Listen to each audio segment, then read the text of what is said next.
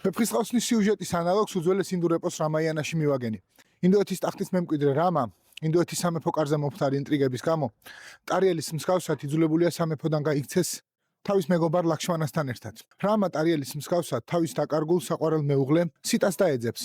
ხეტიალისას რამა იპოვის დაჭრილ და ომში დამარცხებულ მეფე სუგრივას. ისევე როგორც ტარიელი პოულობს ფრიდონს. რამა სუგრივას უმკურნალებს და ტახტის დაბრუნებაში დაეხმარება როგორც ტარიელი ფრიდონს. სუგრივა რამას ეუბნება, რომ დაინახა როგორ მიყავდა დემონს სიტა. სწორედ იგივეს ამბობს ფრიდონი ნესტან დარეჯანთან დაკავშირებითაც. მეგობრები გაიგებენ, რომ სიტა გამოკეტილი ყავთ დემონთა სასახლეში და გათხოვებას უპირებენ, ისევ როგორც ნესტან დარეჯანს ქაჯეთის ციხეში. ნესტანი ტარიელს ქაჯეთის ციხიდან წერილს უგზავნის, ხოლო სიტა რამას უგზავნის ძვირფას თვალს. რამა სუგრივა და ლაქშმანა რამას გეგმით და სუგრივას ჯარის დახმარებით სიტას დემონთა სასახლიდან გაათავისუფლებენ. როგორც ტარიელი, ფრიდონი და ავთანდილი, ტარიელის გეგმით და ფრიდონის ჯარის დახმარებით ათავისუფლებენ ქაჯეთის ციხიდან ნესტანს. უდავოა ამ სიუჟეტის მსგავსება ვეფხისტყაოსნის ამბავთან. ვეფხისტყაოსნის სიუჟეტის სხვა პარალელებთან დაკავშირებით მოგვიანებით უფრო ვრცლად ჩემს YouTube გვერდზე მოგიყვები.